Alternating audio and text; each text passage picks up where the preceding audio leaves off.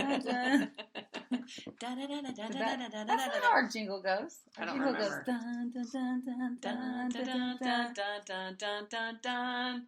Good. That was nice. Thank you. Hello. Hello. Welcome to Mind Body Stuff. I'm Kaylee. I'm Bernice. And we have a special guest sitting here with us. Who is it? My name's Jo. This is Jo, Bernice's daughter. She's joining us today. She's our second ever guest on this podcast, so we're excited to have you. Yes, I'm so excited. Her full name actually is Josephine Kiyomi Johnston, but she changed her last name to Ellsworth because she got married. But that's fine. You have to accept that. I know I'm going through a phase. Now it's Josephine Ellsworth. You dropped the Johnston. I dropped the Johnston. She dropped you. I dropped it. Actually, it wasn't my name. You have 4 boys. I was Bernice Brown. That's true. Yeah. That name is going. The name's going to be carried strong. on. Yeah. I have true. a hard time with You do.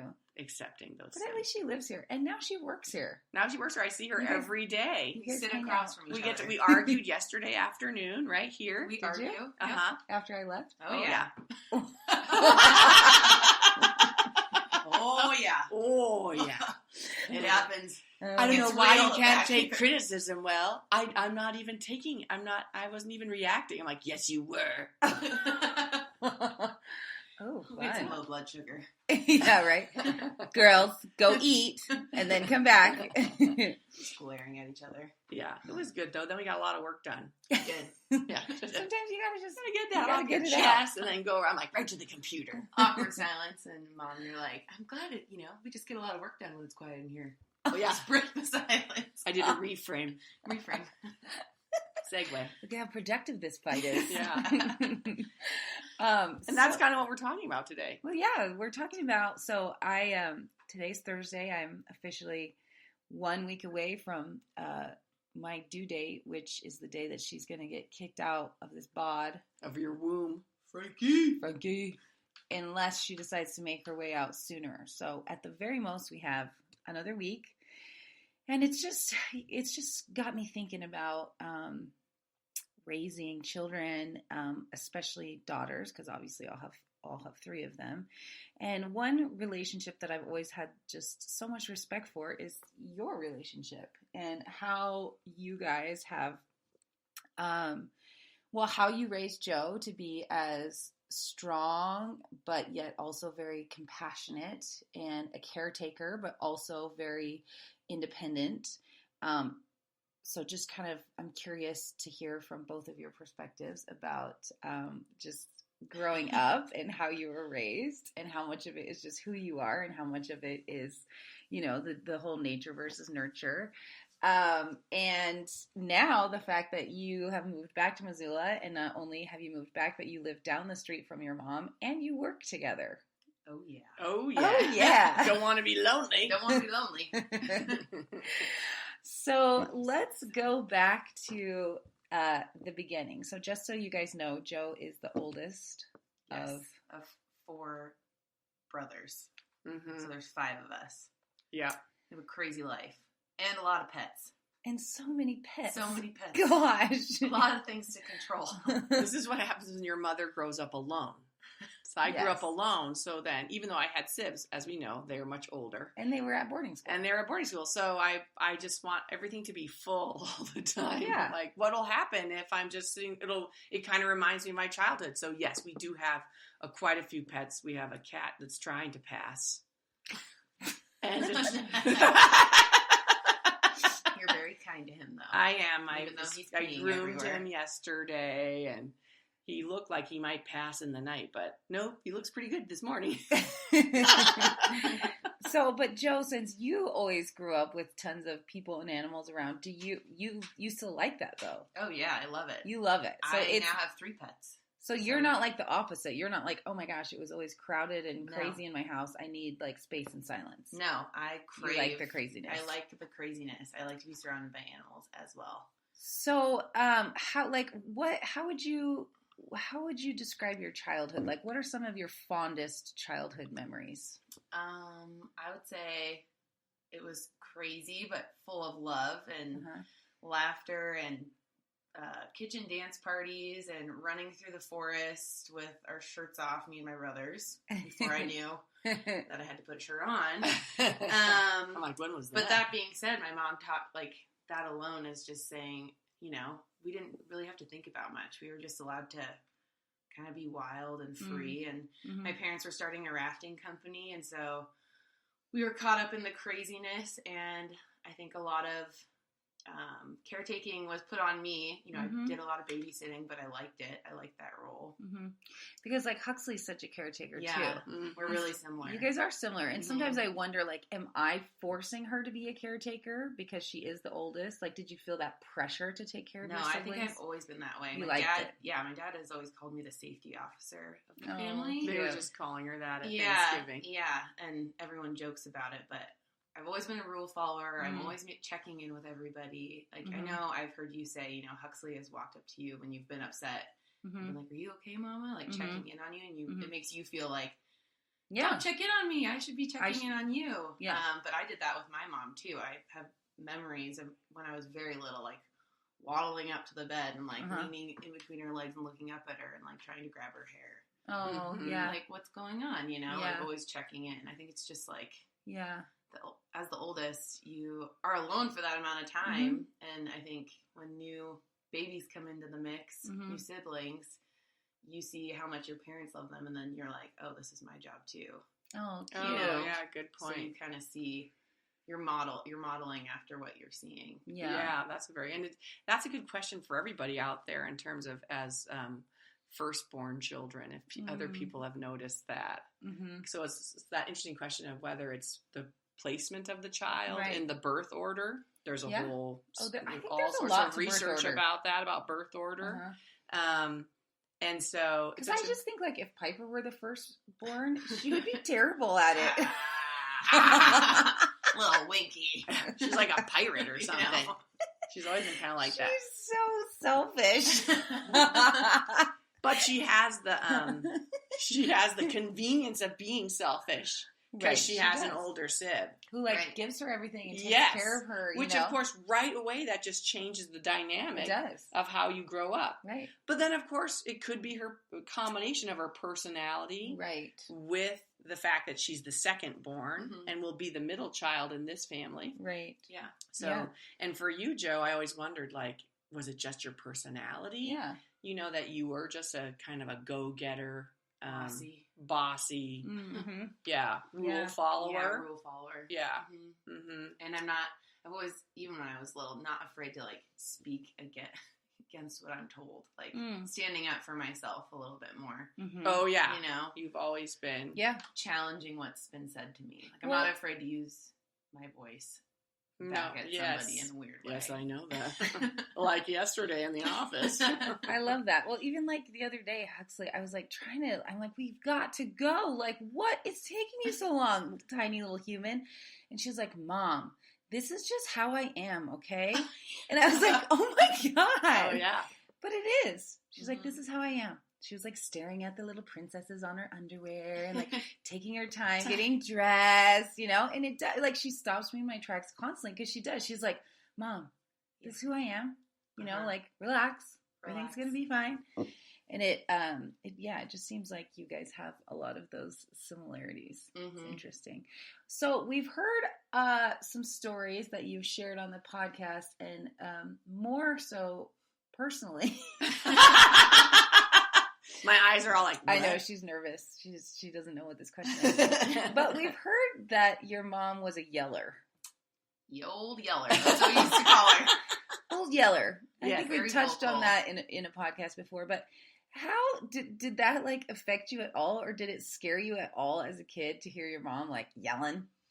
A little bit when I was younger. And then it kind of got me fired up. Did it? Older. Yeah. She definitely would yell quite often. But, I mean, thinking of, like, now I look back and I think about, you know, she was alone in Montana starting a rafting company with people she didn't know. Yeah.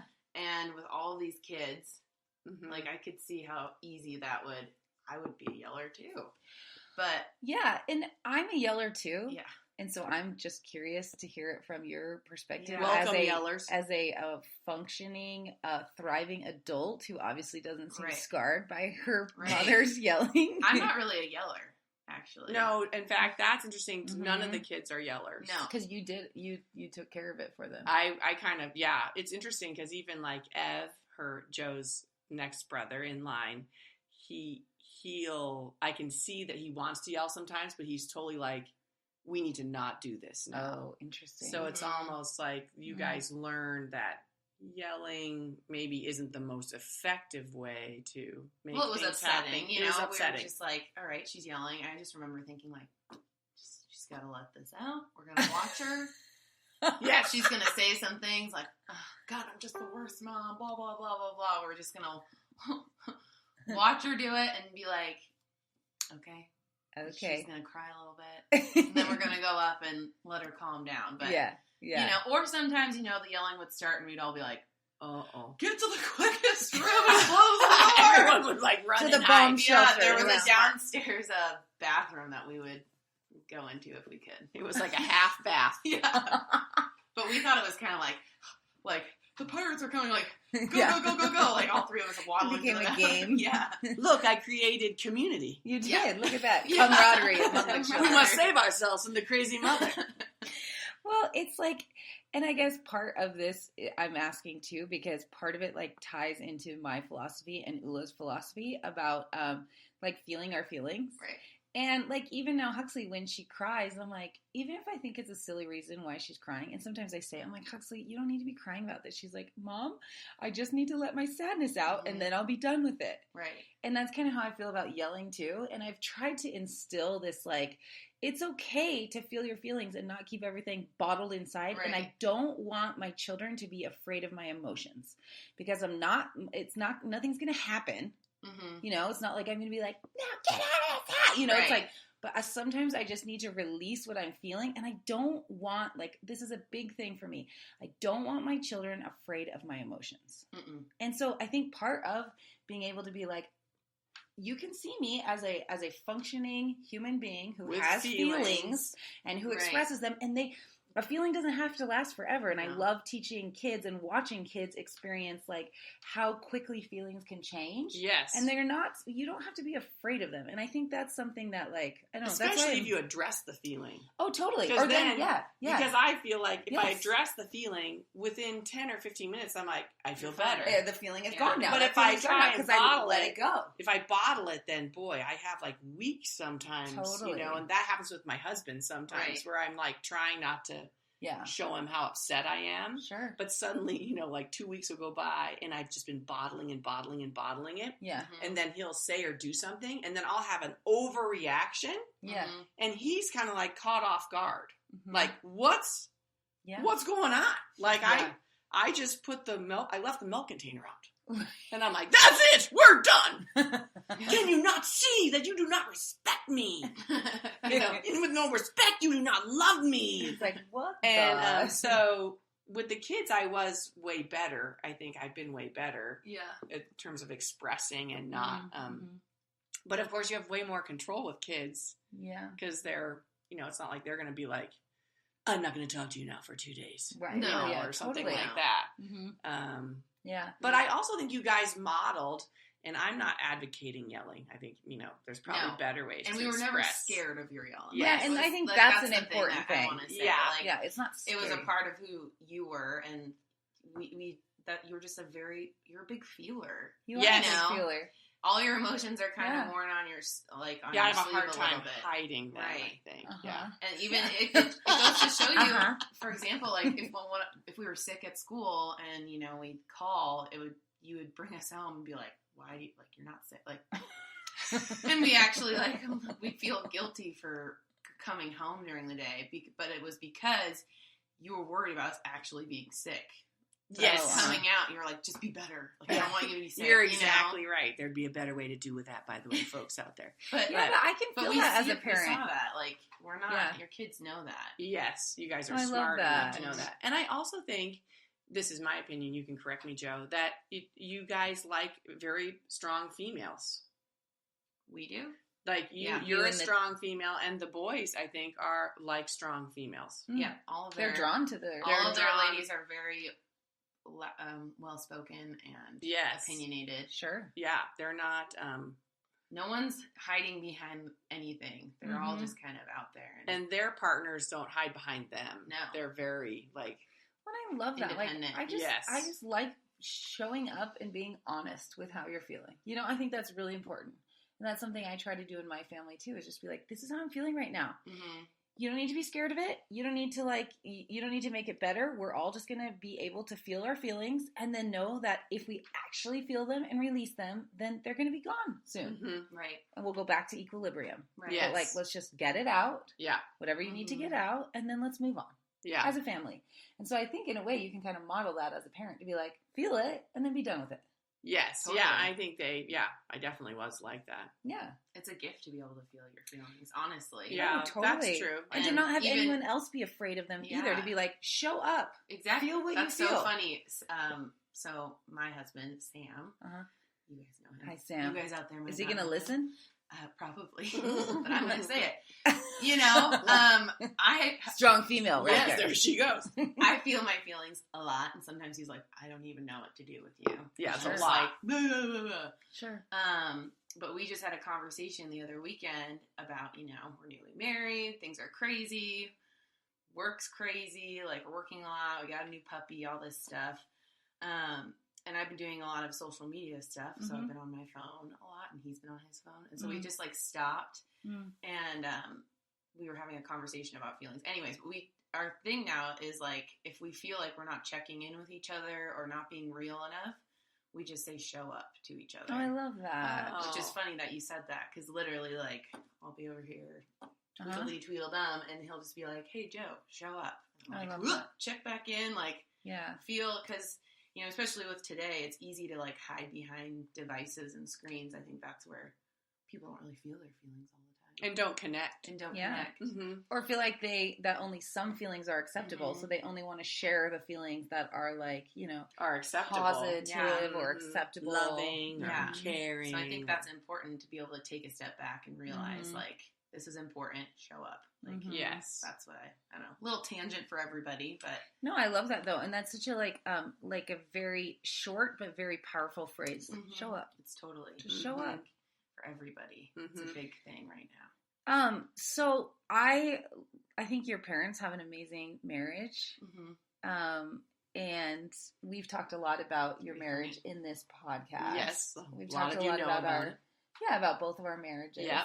How would you say? I mean, being newly married, you're what, 3 months almost? Wait, September, October, November, December, 3 months. 3 months.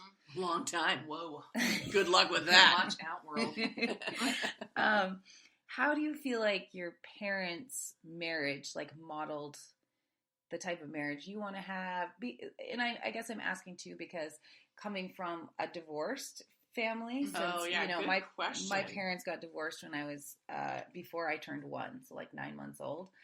I've never been in a household that had a healthy marriage as an example. So I'm wondering, like, how your parents' marriage has taught you or has been a model for you and your marriage, or like, have you, you know? Oh, definitely. Well, I think, you know, my parents' marriage taught me that marriage is, you know, it has its ups and downs, but you really just have to feel your feelings. But also, it's not always going to be perfect, you know? I feel like some of my friends who are newly married have this expectation of like constant romance and going on these, you know, just like fantasy world a little bit. Not to say that, you know, we can't do that. But I think watching you guys and seeing all the ups and downs and like everything, I feel pretty prepared with Sam. We've been together for 8 years already.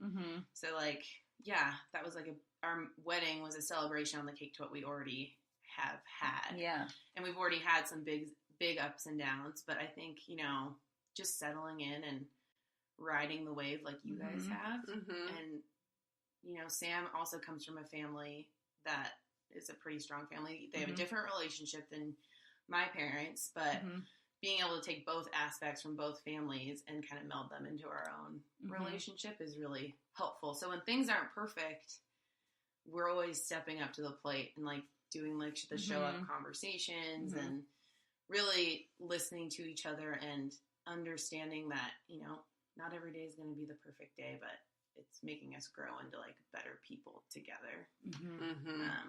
But yeah, I guess watching you guys is just like kind of affirms that they're so cute. You can be solid.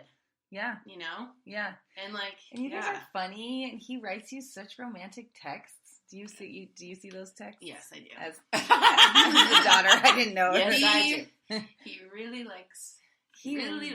He really likes you. Sometimes I don't think he does. As he you loves guys hear, you. I'm like, he doesn't like me today. I know. Well, you know what's funny though is Sam is a lot like Dad, and how, you know, we're really talkative. Sorry. Don't tap the table. She's tapping the table. She's doing a lot of tapping. Like, but Sam's a lot like Dad in how they're not the biggest talkers. Yeah, we're very talkative and emotional, but it's just interesting to see how I found someone that is like it's like a similar type of relationship, and I'm taking what you've done with Dad. And using it in my own way with Sam. How I've shaped him. But I don't think that's funny. I think you can shape a partner. I think you can shape a relationship. And obviously, relationship is about compromise. It totally is. Because you get two independent people who come from two different families. Yes. And of course, to make your family work, your own family, you're going to have to shape each other in that journey of, this is what I need, this is what you need, blah, blah, blah, blah, blah. I totally agree. Whenever anyone says, you can't change a person, I call BS, because there are so many ways in which Rob has helped me change. Because when you want, we want to evolve as human beings. Like, I don't want to be the person that he met when I was 20 years old.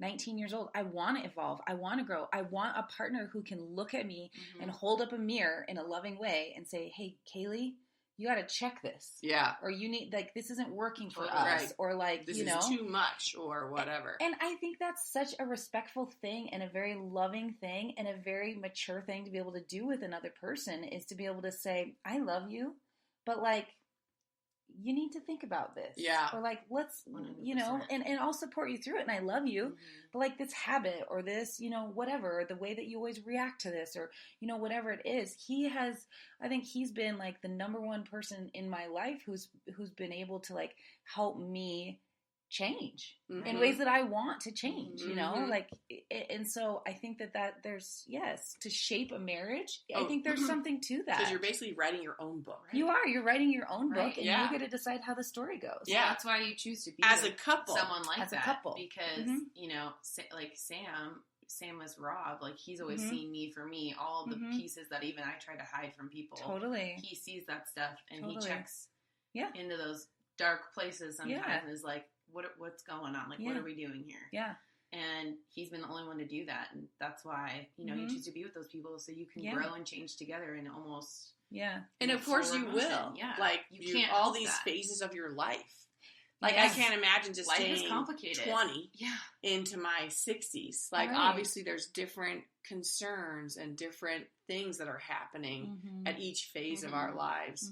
And so we do have to kind of have a malleable relationship. You have to have a malleable because as you move into, like, I'm even thinking, like, now we were in Michigan for Thanksgiving, and a bunch of the people around us, I'm like, oh my gosh, folks are getting old. Like, old, like, but then I thought, oh, I'm getting old, like, so I have to, I mean, obviously there's going to be a phase where, you know, people can't walk anymore or, you know, just things that happen in 20 to 30 years. And, you know, if you're still living your life like you're 30. When you're 60. When you're 60 or 70 or 80, that might not bring fulfillment. You're not sort of letting yourself change with the changing times. And not to say I'm not going to be like, oh my God, you know, dragging my feet around or something, but obviously age happens and children grow and phases come and go. So I love that the couple hopefully changes together over time. I also think it's interesting that the three of us are married to like very gentle men. Yes. They're so gentle. Yes. Soft-eyed men. Soft-eyed. They have soft eyes, all of them. They're do. very loving, and they're like this like grounding, calming presence for all of us, I feel like. Because the three of us, I think, can be very like volatile. Oh, yes. Well, not me, but you guys. Everyone except you. Everyone except I'm you. sorry. But isn't that interesting? And so I'm wondering, like, did you consciously like raise Joe to be this like strong and powerful and like confident woman, or do you think part of it is just who she is, or part of it is just seeing the dynamic of your relationship with Mike and seeing how you were kind of allowed to blossom and be my own person. Yeah, you have a voice. It could have been very different with a different partner. Oh my gosh. Like, I think about how different my life would be if I were with a different man. Yeah. Yeah. It would be very different. Very different. So like what, or like, and I guess I'm just thinking about for me and my girls, like what, do you have any tips or tools or tricks that you did to raise Joe to be this strong and confident and powerful woman? Well, I definitely wanted her to be that way because I hadn't been that way as a kid myself. I was shy, and even now it's hard. Sometimes it's hard for me to ask questions or, where's the ketchup at the grocery store or the restaurant? Yeah. And I really didn't. And my father was the exact same way. And I was like, is it inherited? Is it just how we are? But I was like, I do not want my daughter being like me. Oh, interesting. And I named her Josephine after the character in Little Women. Also after my husband's father. But it happened to work out perfectly because What's the character like? She's super assertive. Right. Like, and it's like at the turn of the century, like in the favorite 1800s or something. And she's just very like, all the other women are in the 1800s. So they're all kind of like, now be quiet, Joe. Sure. And she's like, I'm going to write a book, and she writes a novel, and she's just always, and the neighbor wants to marry her, and he's wealthy, and she's like, you're my friend, but I don't love you. And everyone's like, but you should. Your life will be secure. And she's like, that's not what I want in my life. Yeah. Like, it was such a different story for that time period, written by Louisa May Alcott in the 1800s. So I just loved, and she went to New York, like she just pushed herself. And I'm like, that's the kid I want. Oh, that's cool. If I could have a girl like that. And, so I always encourage Joe. Like and the boys too, because my father was also very reserved and not asking for things. And I'm like, you guys in class, like when they started school, you're going to ask questions. Like I just kept modeling for them. Stand up, ask questions. And you guys all did. Right. You all did. And Ray the other day, that's my youngest, he wouldn't, as we talked on this podcast, wouldn't go ask for the chocolate croissant that he ordered. Yeah. And Mike was like, why are you losing your shit about this? Yeah. But to me, it's like, that's exactly what I would do. And I want you to do the opposite. Well, and you said that in the podcast. You said, this is so much deeper than the croissant. It's so much deeper and bigger than just Ray not going up and asking for the croissant, because it's tapping into all of your things that you don't maybe like about yourself and don't want to pass along to your children. Right. And I just thought that was interesting. You're like, it's so much more than about the croissant. It was way bigger than the croissant. I mean, it goes back generations. Oh, generations. Even when, that bothers me when, Ray does that. I'm the same way. I'm like, just go do it yourself. And Everett and Sam are the same way. When Ray acts timid, we all are like, you can do this. Go do it yourself. Pushing him to, find his own way. Go find your voice. Le croissant. Mama said I must have the le croissant. You don't need mom to help you. We just really push each other. And I think that's also helped us as siblings. And it was modeled. And you see it was modeled. Even though I don't have it, I could still model it. You know what I mean, in a weird way? Well, we grew up in an environment that allowed us to do that with the rafting company. Yes, that's true. Especially for me. I think I led the way for my brothers because they saw me kind of pushing against the grain, I really had to assert myself in that industry with my dad and all of that. And it's kind of male dominated a little bit. Especially, male dominated, and I really wanted to be a part of it. And, there was definitely a lot of boundaries, but when there are boundaries, I just find myself pushing even harder, which is Mm-hmm. really interesting. Anytime someone's ever told me no, I'm like, watch me. Like, pretty much, I get so competitive. Mm-hmm. And I think I was taught that from an early age on the river, honestly, because it was so terrifying. But I was like, if I want to be a part of this family, if I want to work with my dad, if I want to show him that I am capable, it starts here. Like, I'm going to get on that raft. I'm going to guide this big rapid, even though I'm about to pee my pants. I'm going to jump on this riverboard and surf the biggest wave in the river with all these guys watching, because my dad asked me to, and I could tell it was a challenge, but I'm like, all right. And inside my knees are just like, ah. But I do it. And, you know, it's followed me all the way through life. And I think that's a really big lesson for daughters especially, is you're going to meet a lot of barriers, but you're going to have to push past them. Yeah. Always. Yeah. There are always going to be people telling you no. And I'm sure you guys know that. Oh, yeah. You know? And one thing that I really respect about you, Joe, is like, I feel like no matter the situation that you're in, like, and I feel like you've put yourself in a really big variety of situations. Yes.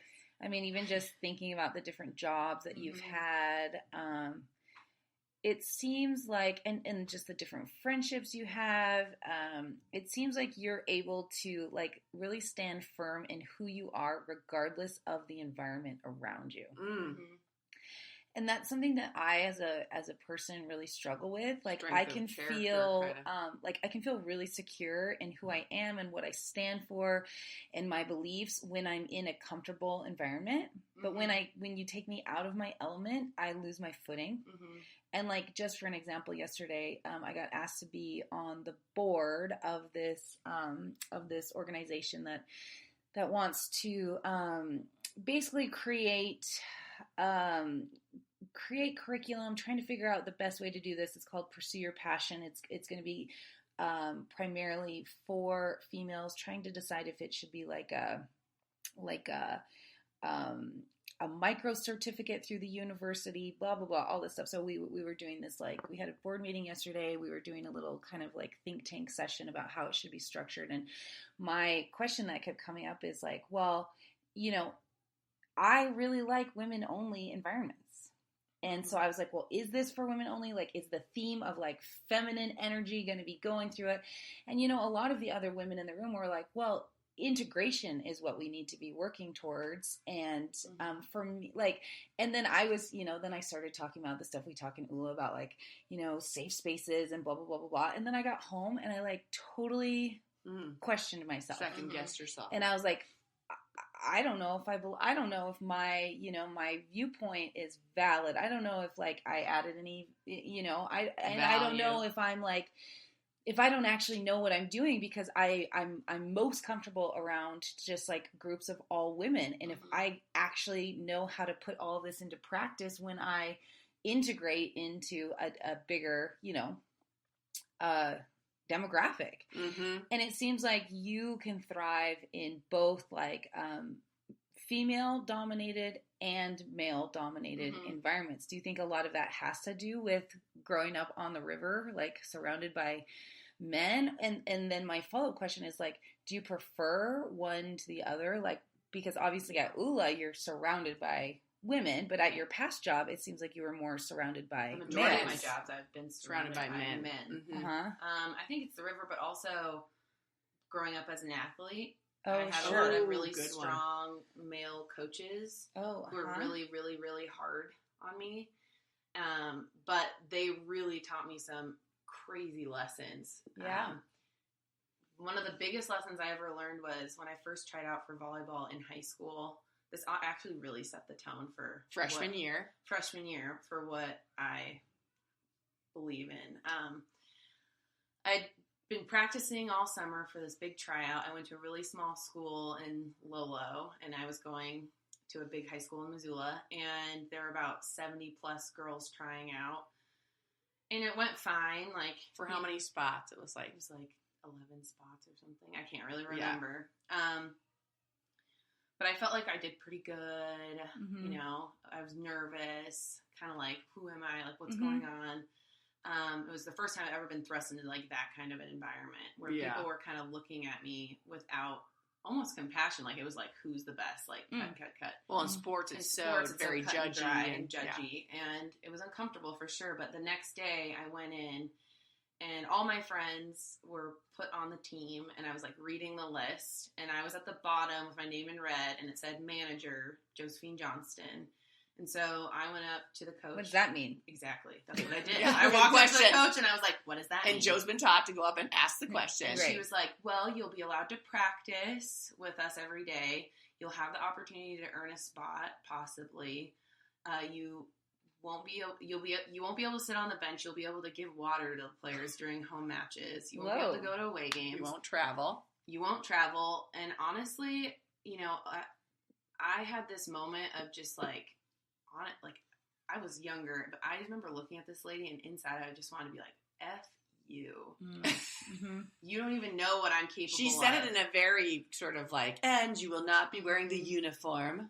You'll be serving water, but you will sit off to the side. We don't want you on the bench. But this like intense feeling of like, okay, I probably didn't work as hard as I could have to get this spot. But I went home, practiced every night crazily. We put duct tape on the wall. So you were the manager? So you were like, I was the manager, but then I went back and I was playing, and then probably a month in, I was just, honestly, I'd practiced so much, I put so much time in after school that I was crushing people, and the coach saw it and he moved me up to JV. The male coach. And he was like, and from there on out, I will keep this story short, but I realized, like, if you really want something, you can do it. No matter what someone tells you, and no matter how people treat you, you can do whatever you want if you put your mind to it. If you're uncomfortable, accept those feelings, but then reflect and be like, how can I be more, like, sturdy in what I believe in? Yeah. I mean, I'm not perfect. Obviously, I have my issues and everything, but I definitely think that that internal strength and being confident comes with a lot of discomfort too. But I don't know. Discipline. Discipline's a big piece too. I think I have to throw in the sports thing. I think that's a huge thing because as you were talking about that, like I grew up dancing, and again, I was only surrounded by girls, and my teachers were all females. Like I literally, when I think about my life, I have had no real experience working and integrating with males. Yeah, that's a very good point. And I think, I have to say that's my husband's stuff because how he grew up, the sports piece was a big piece. It could be like croquet, but it was like the kids will do they'll also do music and they'll do sports when they're little. So they're exposed to everything because I never did any sports. I was like, I'll sit at home in the banyan tree, and I don't know like the banyan. You go sit in the banyan tree. but that was harmful to me in a way because I'm not comfortable with competition. I'm not comfortable with losing. No, you're not. Oh, I have a very hard time losing. I can't play games. Yeah, you get mad and then I'm like, it's true, I suck.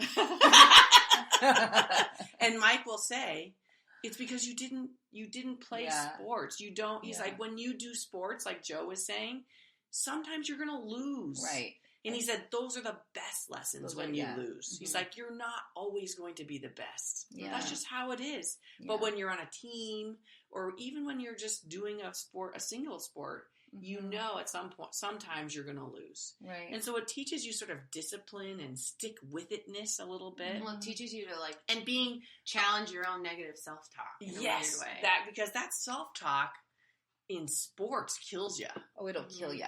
You could be the best, and then suddenly you're in your head. And you just choke. Because that negative voice is just attacking you. Yeah. And at least you learn, you got to be quiet right now. Yeah. Because I know I have done this. I have practiced this 1,000 times. And I know I've got it. But. I mean, and I do think, I don't know. It's interesting, too, because I think we're all kind of destined for different roles in the world. And maybe it's not sports too. Oh, I was just going to say something. But it could be like some of the kids I was seeing at Ray's school are into the computer club. Sure. But they're kind of doing their passion, and they're finding something you're passionate they're about. They're working at it. I don't think it has to be sports. That's a good point. Right. Well, because I'm just thinking about me. Like, I was very passionate about dance, and I think that if I had maybe done sports, I don't think I would be as good at working with women either. So part of it is like finding where you need to be challenged, but also where your natural gifts lie and honoring that too. Like even just thinking about Huxley and like the activities that I want to put her in, I also want to nurture and nourish what she's naturally inclined to do. Yes. And if it's not sports, like, I don't know if I want to force her into sports so that she gets that experience, or if I just want to say, wow. I was pretty soft. I was a big old softie when I was little. Well, a lot of kids, I just figured, Mike talked about it, and I figured what we're going to do with these kids is we're going to expose you to everything. So whether it's music, it's sports, it's art, just try a season. It's technology. Yeah. I'm just going to ask you to try it, because nobody ever offered that to me.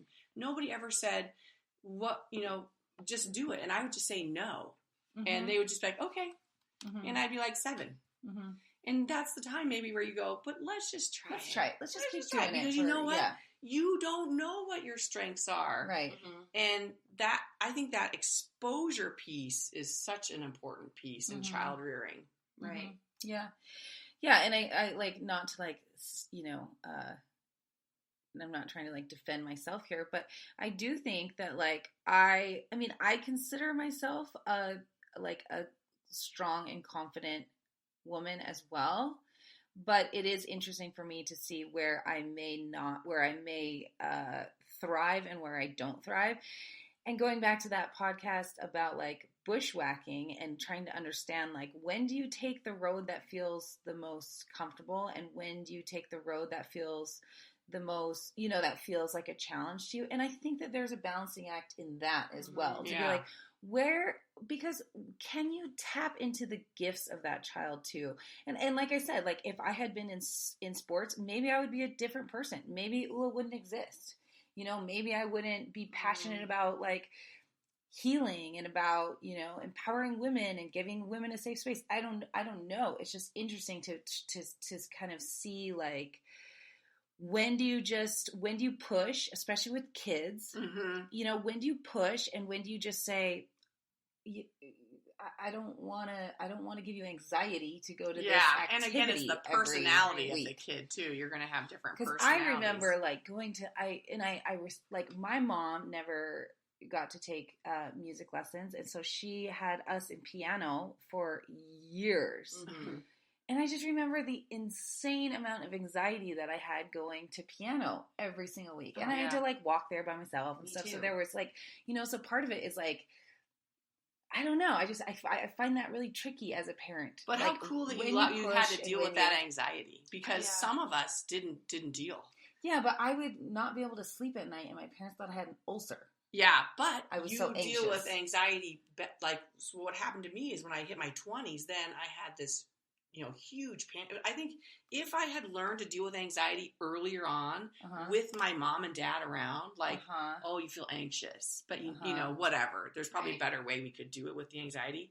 But I feel like I didn't even learn to deal with that. And so when I hit it, because you do. Sure, of course. I was completely unversed in it. Like I was completely like, I don't even know, what is this? Because my path had been so, they call them lawnmower parents now. Oh, They mow everything in front of you. Oh, sure. And my parents were already doing that long ago. Yeah. So everything was a clean path. Like, I'm like, and suddenly someone put a tree, and I'm like, oh, well, Mommy and Papa always had everything knocked down. Yeah. So I really did not know what to do with that. I mean, it took me 20 to 30 probably. Yeah. And a lot of weird stuff going on in there. I mean, honestly, I've always been pretty like savvy, like not really dealing with anxiety for a long time, but my transition from Seattle back to Montana with all of the like city life back to small town living, I was hit with a bunch of anxiety through that this past year before we got married. And you were there, honest. Like, I don't know what I would have done. my mom over here was like, that's awesome. You're feeling anxious and you're having nightmares and all of that. She's like, that's your anxiety. Mm-hmm. You can acknowledge it. You're anxious. You're having a little, like, you're having a breakdown, but don't let it, like, rule you. You know, acknowledge, but don't let it just, like... Have a conversation with it. Exactly. What's going on? But back to what we were talking about with, like, traits for daughters and stuff. I think a big thing is adaptability. Mm-hmm. And especially, you know, I know you asked, like, female, like, working with females versus males. Yeah. This is... Moving back to Montana, I'm working with all females. I've never had that before. Right. I've always worked with male-dominated industries, and it's been a challenge for me, but it's refreshing. It totally is. I'll admit that, because you actually feel heard. I feel like I was really dealing with some stuff in Seattle where I would have these ideas, and it gets tiring to keep fighting for your voice in some environments. Sure. And with everyone here, I mean, at ULA, everyone's speaking their truth 100% of the time. I'm grumpy today. La, la, la, la. Anyway. We speak our truth. Yeah. We cry back here. We do. Fight. In this little space. It holds a lot in here. Yeah, it does. It's true, though. It is. Yeah. I mean, basically, I feel like we show up. We do. We show up. You know? Yeah. Everyone shows up. And it's kind of like, I'll hold space for you and your shit, and you hold space for... I mean, I was crying on Tuesday back here, you know, being like, I don't think I can do this. Yeah. And, I was really upset and sad. But you needed to get that out. I did. Mm-hmm. And you guys just held it for me, and it didn't scare you. No. Or hopefully it didn't scare you. I was But I honestly didn't care if it did. Yeah. You know? Because I'm like, you're like, I need to get it out. We can handle this. Yes. We can handle each other's emotions. Right. And I think this is actually like, this is something my slack back to you. I'm like, listen here, lady. Everything's going to be okay. It's so funny though, because like, I think I was talking to you about this, B. Like, I'm not afraid of my children's emotions. I'm afraid of if something happens to their bodies. Yes. Which is like, I don't know. I just kind of had this moment because like, Huxley was riding her bike. Of course, kids are going to fall over when they're learning to ride a bike. And every time she falls over, I like scream and I freak out. And I'm like, oh my God. But it's kind of the same thing that it sounds like that you talked about with Joe. It's like, you're okay. Get back on the bike. You're okay. Because I can't handle the thought that she wouldn't be okay. Oh, yeah. And like, it's interesting though with their emotions, because I'm like, it doesn't really, their emotions don't faze me. I know that some people are like afraid of other people's emotions or their kids' emotions, and it like totally, they just like lose it when their kids are emotional. But for me, I'm like, that doesn't scare me. There's literally nothing scary about my children's emotions. No. It's just their bodies. Oh, yeah. I don't know, because I'm very secure with people feeling feelings, and I'm just not as secure with people, like, I don't know, I think... With injury. Oh, physical injury. Physical injury is scary. Because you could die. You could die, or it just hurts them. I know, but some people are much more afraid of feeling their feelings. Yeah. I think my husband's better with physical injury. Oh, totally. You're horrible. I cannot. Oh, I had a really bad, you guys, this is embarrassing and awful to say. I had a really bad parenting moment. I didn't strap Piper into her stroller, and we went for a walk, and I hit a bump. She fell out. Head first. Oh, no. Head first onto the concrete. And I, like, lost it. And luckily Rob was there, and he handled it, and he was super calm, and she was fine. Like, I mean, it wasn't that bad, but and it's Piper. She's like brushes herself off and gets back up. But afterwards, like, when the kids weren't around, he was like, you can't freak out like that, you know? Oh, yeah. Like, we've had that talk many times. She does the same. Well, yeah. Yeah, just like, the same thing. It's so funny. But I guess, like, going back to... it's almost like you want to empower them, though. I'm like, get up! It's like a war. Like, we're in the Civil War. Get up! You're going to be shot! I have to tell a funny story. You've got to run! I remember when I was riding my horse. Oh, no, I guys, it was the middle of winter. I was on my horse, cantering around this arena, and he tripped over, like, a fence post or something that was, like, underneath the footing of the thing. Anyways, cartwheeled with me. My horse is giant, by the way. He's like a 17 17.3. you guys aren't familiar with horses, just picture like the Budweiser Clydesdales. Oh, that's what he's like. And cartwheels, throws me in, like, his whole body weight onto me into a garage door, crumpled to the ground. I'm laying on the ground. He's laying on you. Caught in the stirrup. Yeah, he was laying on me. He stands up. My foot's caught in the stirrup. He takes off. I'm getting drugged around the arena. I finally break my spur, and I'm on the ground just like, oh. And so I'm in there, and people come running out, and I'm like, I don't think I can walk. I can't really feel my leg. Yeah, you could have had a broken femur. I couldn't feel my leg. Yeah. And Mom, you come running out. Get up! You're fine! Like, hauling me up, like, dragging people her. are like, we're calling the ambulance. She's like, no, she's fine. Like, drags me out of the arena. We end up going to the hospital. Yeah. It was just a very large bruise hematoma where I still can't feel part of my inner leg. Damaged on your thigh. Yeah. But, you know, I appreciate how you reacted, because I probably, without that, even I'm so used to you reacting like that at this point. I was slightly upset at you at the time, it was a really scary situation. It was, yeah. And I'm glad you pulled me out of it. Maybe I'm glad I didn't have a broken back. If you had a broken back or something, that probably would have been bad. You can that walk. That kind of response, I was like, let's go. Like, okay. Yeah. You know? Same thing in a bigger scale as, like, Piper, but, like, she still has those reactions. The other time we were in Hawaii, my leash got stuck on my surfboard while a huge set was coming in, and I couldn't get it unstuck on this coral head that was, like, scary. 8 feet down. Oh, it's bad. Oh, my God. Yeah. And the leash was way too long for the board that I was on, and I was like, Mom, like, I can't. And she was like, fix it. Like, yelling at me. But you know what this lady did, and I actually relied on her. I was like, oh my God. Yeah. I'm terrified. Yeah. She jumped off her board and dove down and undid it for my me. God. Because I literally was like paralyzed. Oh, like, yeah. It was stuck. And the waves were very big. I saw you. Yeah. I'm like, oh, and she's I was stuck. like, I'm very stuck. Like, if this wave hits me, I'm going to get very injured. Yeah.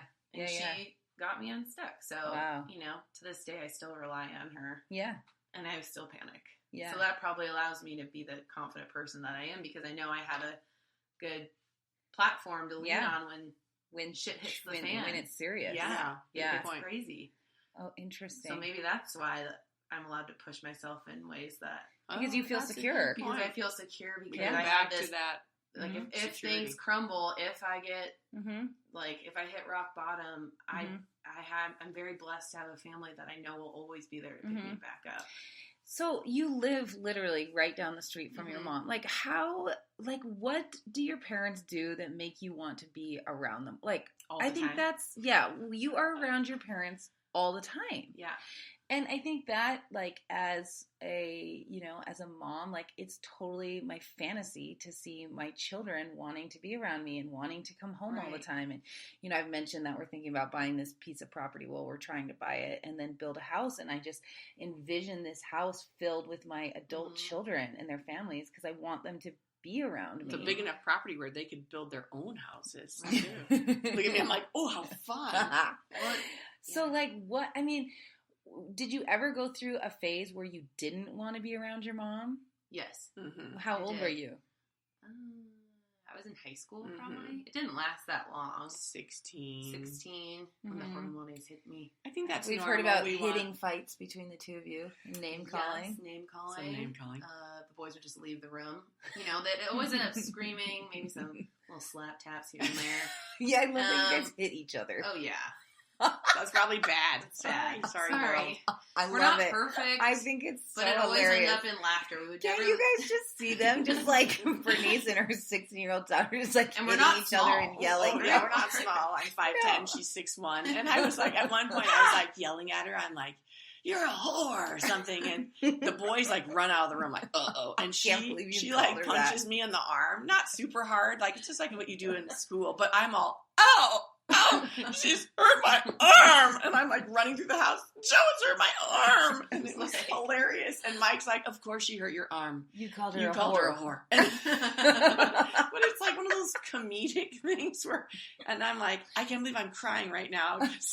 Well, then we started laughing. Yeah, then it was hilarious because it's like, what are we doing? Not that we promote that. We do not promote that. It's so funny though. Like, but it's I so just human. love that. Yeah. It's so human. And yeah, look at you guys. And we have this we're dominant females. So, and we still fight. We still fight. And at that age, she's 16. She's coming into her womanness, really. Yeah. And I'm still like, no, like, I'm the woman. But I love that you give, and this is what I think is so cool. It's just creating that safe space to try this stuff out. Yeah. Totally. You know, it's like that security. Like, I feel like I'm a lion in that these are my cubs, and I'm gonna freaking fight. That's how I felt with the boys. Remember, I was very protective over them, and I might be, I might have some sharp fangs, and maybe I have a claw that scratches occasionally. Right. But you know that I'm your lion. I will always be there. I will always be there. And I'm like, the other thing that so when I had hugs, I was like, oh my gosh, this is gonna be my best friend, just like you guys. And then when I found out Piper was a girl, the thing that I was most disappointed about, or the only thing basically that I was disappointed about, is I was like, they're going to be best friends, and who's going to be my best friend? Like, I got so jealous thinking that they were going to be closer. And now that we're having our third girl, like, I'm so curious if I can have that type of, like, relationship with my girls that you guys have, or do you think it was, like, partly super special because you're the only girl? No, I don't think so, honestly. I mean, maybe that is actually, we are really close because the boys all have each other. They all had each other. And I'm like, I don't know what's wrong with me. Like, I'm not them. Like, and I'm like, what are the boys doing? That's weird stuff. Yeah, that's weird stuff. I don't know, like, it's just interesting, and when you brought up the fact that we are always over at our parents' house. Yeah. I married Sam, who also likes family. Mm-hmm. Both of us just really enjoy being with our close family and friends. Mm-hmm. I, for some reason, am a very inclusive person. Mm-hmm. I want to be with my family. I want to bring my friends to my family. I want to, have everyone together in, like, one big package, always. I wish I could keep it that way forever. Mm-hmm. And I don't know if that's because of our relationship. I've never really thought of that. Like, I guess so. Maybe. Yeah. I don't know. I'm very close to my mom, too. Yeah. You are really close to your mom. Very close to my mom. Mm-hmm. And I hated her for a long time. We still sometimes hate each other. We do. Yeah, that's normal. I think in any relationship, any intimate relationship, you're going to have periods of dislike. Yeah. I'm wondering, like, if I'm going to be closer to one of my daughters, like, that kind of feels weird to me to think, oh, maybe I'll have one that I'm the closest with. And it might change over time, too. It's like the triad, because I'm from three sisters, and I used to be, like, the closest to my mom. Yeah. But now I think my oldest sister is... But she lives right next door. No, my middle sister does. Oh, sorry, yeah, the middle sister does. But your oldest one is closer? Well, now I think it is kind of morphing where she's really close to all three of us. Because my oldest sister is moving into, like, retirement. And so kind of seeing my mom's life as her, like, oh, sure. Kind of reaching out to her that way. Yeah. My middle sister's kind of lives there, and she's enjoying just hanging out with my mom now, finally. Yeah. And I think I was always kind of the one in there, but it's kind of nice to share to share the load a little bit with them too, that they're also close to mom. Right. And your daughters will probably be close to each other too. Mm-hmm. Like, I love those sisters. Oh, how about those sisters that who did the training recently? Who did the workshop? Yeah. Oh my gosh. They loved each other so much. They're so cute. They all sat next to each other and touched each other's hugging legs. Each other. All of my friends with sisters, I mean, we're all friends. Like, the sisters are friends. I'm their friend. Oh, yeah, and you're friends with the sisters. Yeah, and, like, it creates this girl gang that's just, like, unstoppable, though. They're very lucky. They're going to be so lucky to have each other and you. Like, you're going to be solid. Yeah, crazy. I hope that. I hope. And even for me, I always want to leave the door open though. Like my dad's like, give the cow a big pasture. So it's like, you are always welcome here. I love having you here. But if this is not your place either, give me a break. Whatever. I am. No, you want all of your children right next to you. All the time. I would like them right next to me. When Joe lived in Seattle, you went like every 2 weeks. That was nice to go to Seattle. She's just like, going back. You're like, taking the Friday afternoon flight, and you go hang out in Ballard. Maybe that's what my mom taught me too, is that you gotta visit them too. Oh. Because I was just thinking about Mike's parents, and they never visited very much. I thought your mom never visited. My mom didn't. Well, no, my mom visited when she was younger. Oh, when she was she younger. Did. After my dad retired for like, remember we did those trips and we would do stuff. They would come up and hang out with us. And, but I was just thinking like Mike's parents never encouraged that inclusiveness because they were busy golfing or whatever. Yeah. But sometimes I think maybe you have to work on that as your kids get older. Yeah. Like we're having a, vacation or let's all go camping together. Right. And I wonder if I need to do that with each of my daughters individually, or have like group trips or like have solo trips. Probably both. Yeah, probably both with girls. Mm-hmm. I don't know. I like the group. No. I love the group trips. Like, but you guys have so many solo trips. Think about how many times your mom went to Seattle. Yeah, but just to say, the only time we've ever actually gone on a trip together was because of the wedding, which was a lot of fun.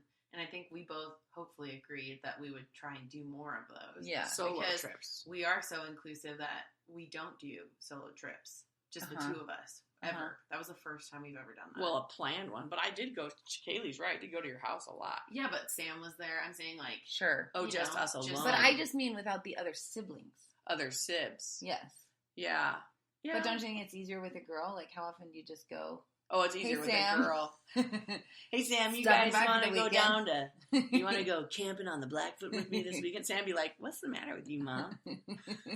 Like, what do you want to talk to me about? That's what he would be worried about. Yeah, he'd be like, what's happening? Like, what's the problem? What are we going to process? Yeah, right? Yeah. Well, this is pretty cool. It's been so fun. And it's fun for me to work with a mother-daughter team now. She gets our similar personalities, lucky her. Oh, I love it, though. Thank you for being on our podcast, Joe. Yeah. Yes. I love that you guys interrupt each other more than I interrupt you normally. Was I interrupting? Oh, yeah, you guys talk over each other constantly. Oh, I don't even notice. You should have seen the sound waves during this podcast. Like, these ladies are loud and they interrupt each other a lot. I love it. Well, that's good because you usually interrupt me. That's what I'm saying. It made me feel really good to not be the one who's like talking over you all the time. We all do that to each other. I know. We do. It works. That's how you get heard. Listen up, everyone. Thanks for listening, everybody. Thanks for listening. I'll check in maybe once more before the baby. Yeah, maybe once more before the baby. Yeah, we'll see. And also, what else do they have to do? Don't forget to leave a review. Joe. Here, yes. this is why Joe's good for us over here at Ula Fitness. Joe, can you tell them what to do? Yes. If you like what you hear on this podcast, which if you made it to this point, you do, please go to iTunes and leave a review for us. The more reviews we get, the more we can promote this podcast and more listeners we can have. So leave us a review. We love you all. Leave us a review. Rate us. iTunes. Don't forget. Love you. Bye. He's talking over you.